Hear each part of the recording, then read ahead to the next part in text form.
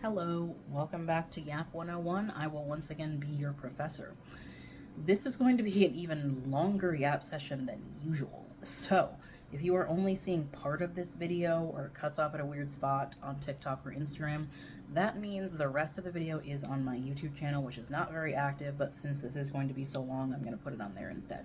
So, the TLDR, or TLDL, I guess, too long didn't listen, is I'm breaking down Harrison Butker's speech and why I thought it was misogynistic and also straight up biblically untrue.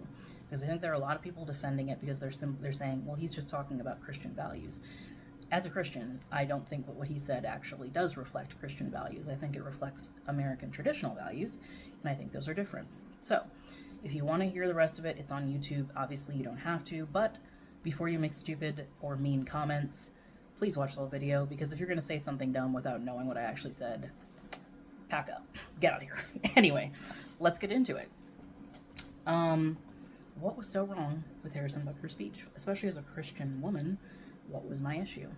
My two main issues, like I stated before, was that I thought it was straight up just misogynistic, and my second issue is that I thought it was biblically untrue. And I think that the way that we interpret the Bible when it comes to women tends to be very misogynistic, and tends to lead people to believe that God is misogynistic and that the Bible is misogynistic, and I don't think that that is true. I think that the Bible has been used by American traditionalists to try to keep women in a submissive position. It has been used to create a society that benefits men and disadvantages women, and I think that's a problem. So we're going to chat about that a little bit. I'm just going to start with the misogyny because that's going to be a bit shorter. Once I get into the biblical stuff, it's going to take a bit longer because I'm actually going to point out some passages and talk about some things. So that's when we're going to get into the meat and potatoes of everything. So we're going to start with just the misogyny part and then dig into the biblical stuff. So let's start with that. First of all, he made, in my opinion, a very arrogant statement about where he said that I think my wife would agree that her life truly began when she started living out her vocation as a wife and mother. And to a lot of people, that may have seemed so sweet. To me, it felt very arrogant, misogynist. Because to me, what it felt like is, oh, well, her life began when she became my wife. I am what made her the way she is. I am what made her a good woman, a good feminine woman, right? And to me, it doesn't matter really what your gender is. When you make a statement that's like, my spouse's life truly began when they became my spouse, that's just an arrogant statement, in my opinion. It doesn't really matter what your gender is. Like, if that's something you say about your spouse, like, oh, my life truly began when I met my husband, then you're building them up. But when you're using it to build yourself up, it leaves a bad taste in people's mouths. Like, it's kind of like, come on, dude. But it also kind of dips into this idea of segregating women to being background characters who are kind of there to support men, push men to the forefront of history, and just quietly live out our days in the background. And that kind of came out in the amount of times he talked about staying in your lane, right? And to me, that he felt even more tone deaf, because I'm sitting here and I'm like, I don't hate men and I don't hate white people. But Harrison Butker is a straight white man living in America on an NFL player's salary, telling other people to stay in their lane. And I'm sitting here and I'm like, it's easy to tell other people to stay in their lane when you're living in the best lane possible. And sir, you are living in one of the best lanes possible. And that's not a bad thing for you to be in that lane. But when you see other people living in a lane that maybe isn't working out as well for them as yours is, it might be time to take a look at the way things are and think, maybe this isn't truly the way things are meant to be, even though it's working out for me. Just a thought. But I also want to challenge the idea that women's place is in the background, and that everything we do should be for the purpose of getting married, bearing children, and pushing men forward. It's easier for men to stay in their lane because their lane prioritizes their ambitions. It prioritizes making them into whatever it is they want to be, whereas women's lane prioritizes them making other people look good and other people happy. And there are plenty of things we could talk about plenty of reasons why that's harmful, but we're just going to kind of stay in this sphere today. And I don't think a lot of people understand when they say things like, well, I don't think women are not equal to men. I just think that men have a role and women have a role, and women's role is in the home and men's role is working and providing. And I don't think that those two should be any different. I think people don't realize that when they're saying that, they are segregating women to the background. And they are saying, like, well, that's kind of where you belong. And that in itself is the issue to me, is that people believe that, like, well, you're here to do the background jobs. You're here to stand behind the man and make him look good. On top of that, I think that it ends up being a situation where, while being a wife and a mother is an incredible job, it doesn't get the respect that it should have. There's a verse in the Bible, actually, that I was reading today where it talks about a woman receiving praise for being a wife of noble character. I'm talking about Proverbs 31 here, right? And I don't think wives and mothers even get the amount of appreciation they should get. But on top of that, I think women who choose not to be wives and mothers are seen as like these women who are too masculine, not feminine enough, or straight up not biblical. And I think that that's another problem. So I think this idea that there is a lane you have to stay in where you only work in the home and you don't do anything outside of that, I think that is where the misogyny lies, right? So I would challenge that viewpoint a little bit, that women's only place, or that the best place, is in the home, that they can't do something else. So let's get into the biblical stuff a little bit. I want to start with saying American traditional values are not always biblical. And I think that a lot of what Harrison Butker said was American traditional. Yes, it matches up to like your 1950s idea of what the nuclear family should look like. But I don't know that everything that was said in there was biblical. A Christian woman's purpose, in my opinion, is to glorify God, not to glorify men. And I think that we end up focusing too much of our energy on trying to turn women into wives instead of trying to turn them into women of God. Just a thought. So let's talk about this a little bit. Women are created in God's image, just like men are. Which means that, to me, that God reflected a part of himself in me, just like he reflected a part of himself in men. Whoa, God's not a woman. And are you saying you're God? No, that's not what I'm saying. But God made us in his image. It's in one of the first verses in the Bible. And I'm going to point you to these verses because I want you to read them yourself, because one of the areas in which the church has historically messed up is telling people what the Bible supposedly says, and then them not being able to actually go and read it, so not everything they were being told was correct. So I'd like you to go and actually read the verse yourself, so I'm going to be giving you the references to go and check my homework, right?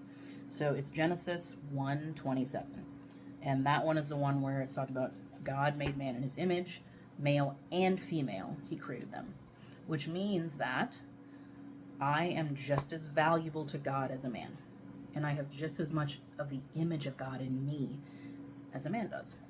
So why does that come into play? Because I think that because of the role that God has given wives in the Bible, which we're going to talk about next, we make the assumption that it's because women are dumber. Women are dumber, women are less valuable, and they need a man to lead them through life because they just can't do it on their own. So we accidentally, I think, make this assumption that women are worth less than men. They have less value, they're not as smart, whatever it is, and I do not think that's true, so let's talk about that a little bit. So the verse that I think a lot of people like to reference when it comes to how a woman should behave is a verse in Ephesians that talks about wives submitting to your husband. And I'll be looking at my notes here, so forgive me. And that verse is Ephesians 5:22-24. And that is the part that talks about wives submitting to your husbands in everything.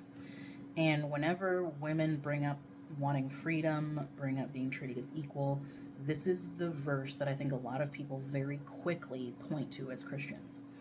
So let's talk about that a little bit. So I have been taught a lot of different things over my lifetime when it comes to this verse. And one of the things I remember hearing in church, not online in case you're worried about that, in church from a pastor, and it's actually an older pastor as well. So if you're wondering about where the wisdom is, that submission means something different to us when we're trying to use it to control people than it does when we're thinking about it in a biblical context. And when we hear words like submission and helper, we think of someone who's a background character. We think of someone who's lesser. When in reality, I don't think that's necessarily what submission or helper means. And the pastor also talked about God being described as a helper in portions of the Bible. And this is once again not saying we're God or anything like that. It's just trying to help define helper, right? And that's kind of why I made this first point, that women are created in God's image, that we have equal value to men. Women's submission is not because we lack value. And what I wrote here is, women's submission to our husbands is an indication of our respect for Christ, not our value as people. Where did I get that from? Ephesians 5:21, the verse right before it starts talking about submission. And that verse says, submit to one another out of reverence for Christ. So why do I submit to my husband? Out of respect for Christ. It's an indication of my obedience to Christ and my love for Christ, not an indication of my value as a human being, right? Moving forward. On top of that, there is a whole nother section of Ephesians that talks about Christ's charge for husbands as well. We really, really like Ephesians 5:22 through 24, but completely ignore 25 through 33. The whole rest of that passage is talking about God's charge to husbands, which does put them in authority, right? But if we look at what leadership and authority looks like, and how God exercises his leadership and authority, how Jesus exercised his leadership and authority, that involved a lot of servanthood, right? And it involved God, or Jesus, submitting himself unto death to save us. And it even talks about what a husband needs to be willing to do for his wife in the rest of that verse. So I think there's kind of a bit of a double standard, and I think there is a bit of a misunderstanding of what submission and authority and leadership look like. So let's talk about women being more than wives and mothers. And when I say that, I'm not saying that wife and mother is not a good thing. And I'm not saying that wife and mother means that you have to be or are a background character. Wife and mother is an amazing, incredible job. And massive kudos to anyone who does that, right? But my point is that that is not the only thing that wives can be, or that women can be. So let's talk about that a little bit. And I've got a few verses here to go through. So obviously we have Proverbs 31. And that is titled A Wife of Noble Character. And that is one that a lot of times, I think young girls we read to give us guidance on how to be good women, when it's more really, I think, directed at wives. And I think it talks about being a good wife and mother. But I don't think it says in there anywhere that is all women can be, right? But I think it's talking about, okay, if you are a wife, here are things that a wife of noble character does. So let's talk about it a little bit. So here are a few things that this passage addresses that I think that we gloss over and don't think about. So in verse 16 of Proverbs 31, we have wives conducting business like buying land. In verse 17, it praises her physical strength, which I remember hearing this or reading this as a kid. And this just filled me with joy and elation, because I was growing up a fairly muscular girl. And I was very proud of that. I liked that. But what I discovered was that in order to be attractive and feminine to a lot of people, people didn't want you to have big arms. People didn't want you to have strong arms, strong upper body. That's not a womanly thing. And so I started to feel kind of ashamed of that. And people would make comments, and I would hear things, and it was kind of like, oh, well, I can't be me and be attractive to men. I can't be feminine when I'm like this. I was very quickly proven wrong eventually. But I read this verse about her arms being strengthened for her tasks, right? And that's in verse 17 of Proverbs 31. And that's something I don't think we think about a lot, is a woman having physical strength. Then in verse 24, we have women conducting business outside of the home. And I believe this was trading work, merchants selling cloths, stuff like this. So those are just some verses to reference to talk about some things that they are given as examples of something that a wife of noble character does, but they wouldn't match up with an American traditional view of what a good biblical wife does, which is a good example of where American traditional values and biblical values start to diverge a little bit. Let's talk about another one. And I'm kind of addressing the big ones that I think people will use as ammunition against women being outside of the home or being feminist, I guess. So here's another verse. And this is one that I think a lot of people will bring up. I'm sure there's other ones as well, but these are just some quick ones I thought of. So what about 1 Timothy 2:12? And that's the one where Paul says that he does not permit women to teach in the church or have authority over men. So I did a little bit of digging into that verse. I did some reading up on that verse, and I did some study. And here's what I've kind of come up with. I think it's important to understand the context of that verse. So in this specific part was a letter to the church of Ephesus. And there was I think it was Ephesus? It was a letter to one of the early churches. And there were some specific things happening in that church that were being done by the women in that church that Paul was trying to put a stop to. So I don't know that it was specifically meant for all women for all time to not be allowed to teach in the church or have authority over men.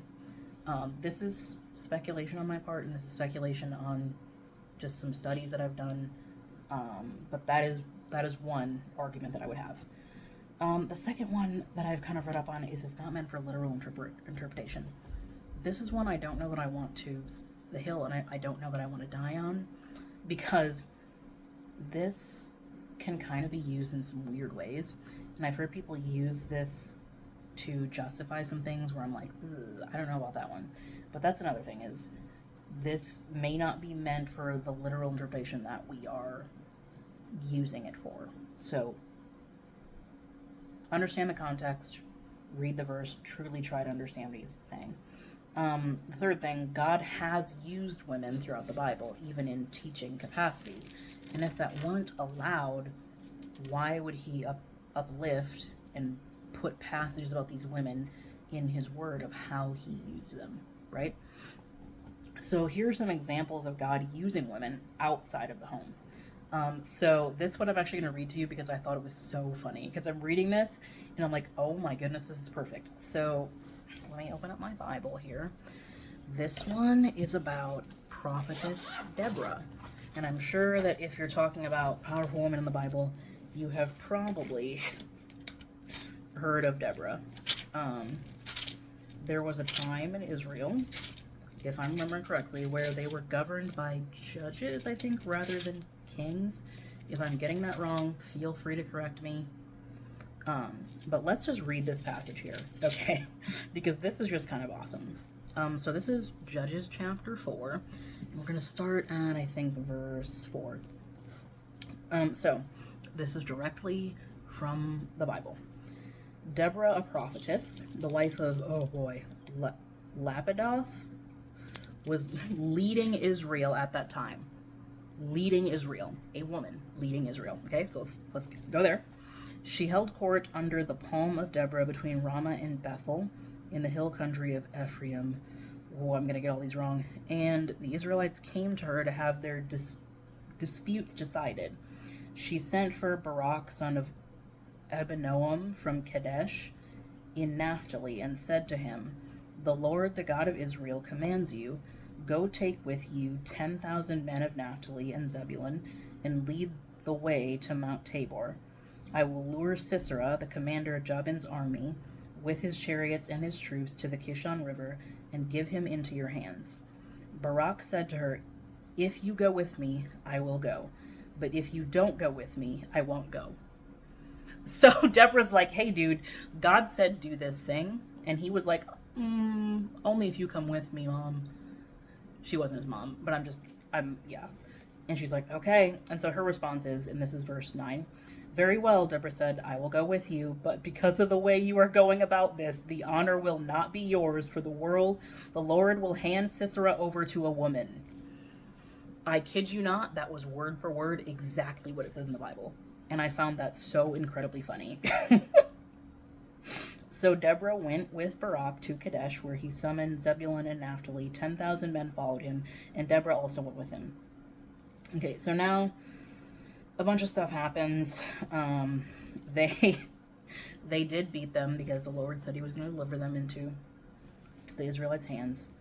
And Sisera, the kind of leader of the army that was against the Israelites, he ends up going and hiding in the tent of someone who he was on good terms with. So I'll read that part next. I'm starting at verse 17 here.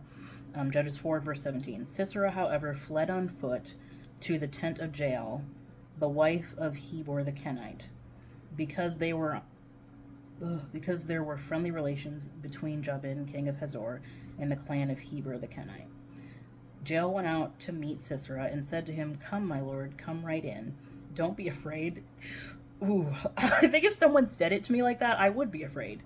So he entered her tent, and she put a covering over him. I'm thirsty, he said. Please give me some water. She opened a skin of milk, gave him a drink, and covered him up. Stand in the doorway of the tent, he told her. If someone comes by and asks you, is anyone here? Say no.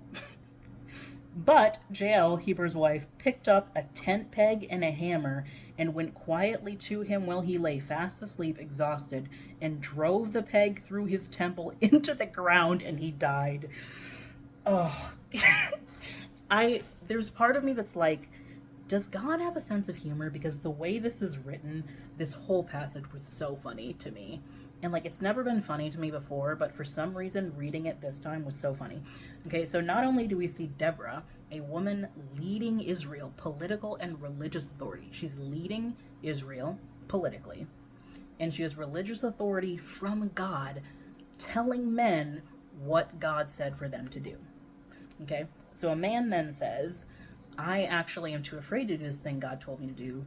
Deborah, can you come with me? And she's like, okay, but because you're not doing it the way you were supposed to, the way it's going to work is you are not going to have the glory for this. A woman is. And so now we have Deborah being awesome, and then on top of that, we have this Jael girl also being awesome and driving a tent stake through this guy's head. And I think it's crazy because this is actually the example I was looking for, and I couldn't find it initially, but then finding Deborah, I also found this one. So just 2 examples already of women being awesome in the Bible. So I think this is just a perfect example of how God can use women in amazing ways, the exact same way he can use men. And this isn't meant to say that women are better than men. This is just meant to say, hey, guys, men and women are equal. Women can do so much more than we are saying they can with our American traditional values. And I don't know that those are always the same as biblical, because the Bible is here uplifting some of these women, even to positions of political and religious leadership. So that's an Old Testament example. Another example is prophetess Huldah.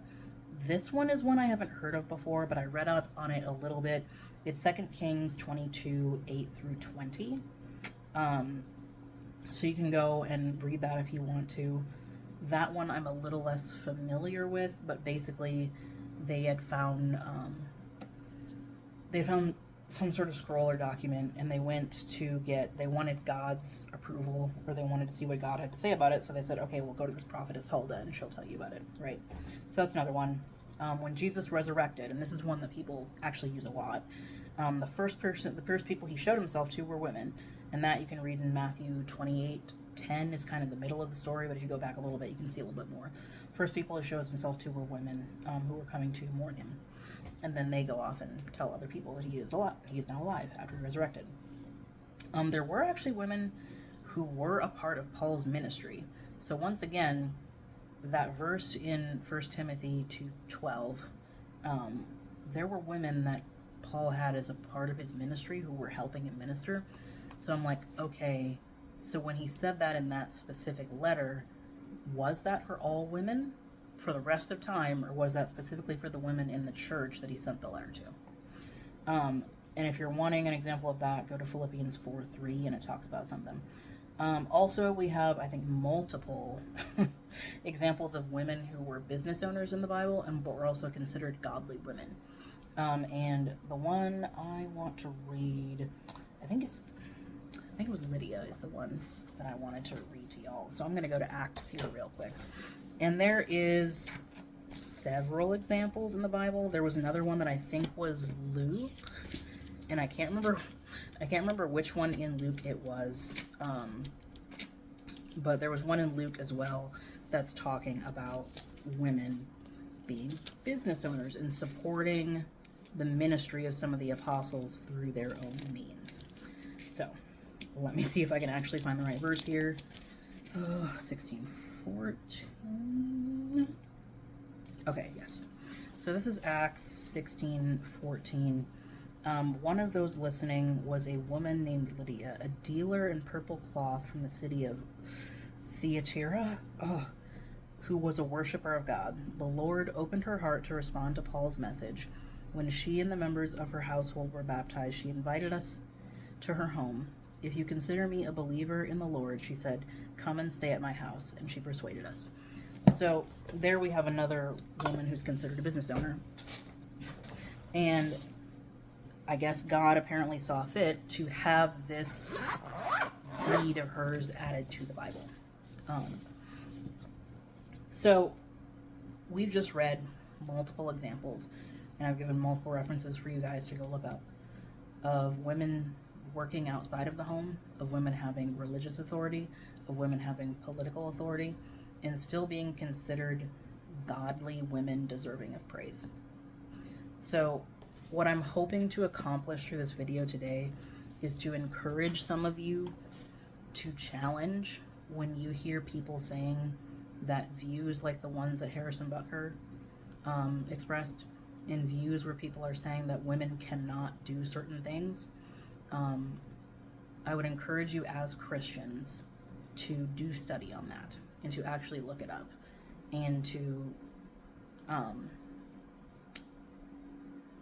try to view women equally the same way that you view men, because there are a lot of ways in our country and in the world in general where women are viewed as lesser, and there are a lot of areas where women are disadvantaged in ways that are honestly in some cases very, very horrible.